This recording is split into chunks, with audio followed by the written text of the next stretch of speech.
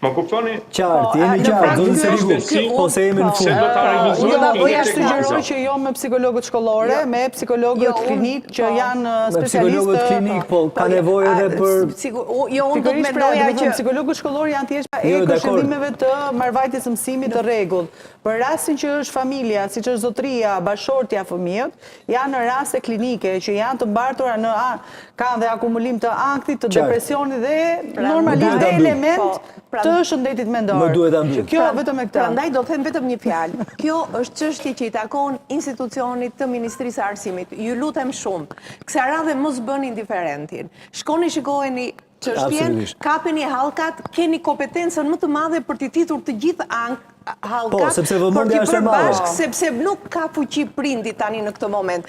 Është një traumë psikosociale. Është vërtet. Dhe ka nevojë për ndihmë. Hajde ta ndihmojmë të gjithë nga ky emision. Zoti Seriku, të falenderoj. Po, unë e kuptoj, po. Dëgjoj.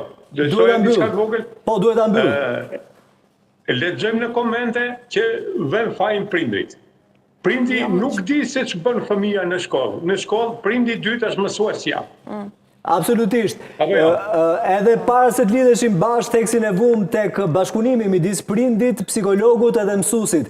Zoti Seriku, uroj shumë që të rifitoni besimin tek institucionet, tek shteti edhe të gjitha hallkat që garantojnë rritjen, por edhe edukimin e fëmijës suaj. Ju falenderoj edhe një herë, shpresojmë shumë që ky emision të ketë rritur ndërgjegjësimin edhe autoritetet që u drejtohen për t'ju ndihmuar.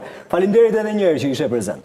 Faleminderit, mirëpafshim. Marcela, faleminderit, Zishora, faleminderit. Duhet të themi edhe një të fundit, e di që ta mbyllësh, po duhet ta them edhe një të fundit. E kërkojmë këtë gjë për një arsye.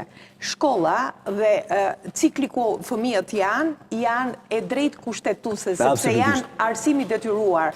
Prandaj ja kërkojmë Ministrisë së Arsimit se ka përgjegjësi institucionale edhe ligjore. Kështu që le të bëhem bashkë dhe ta zgjidhim si problem.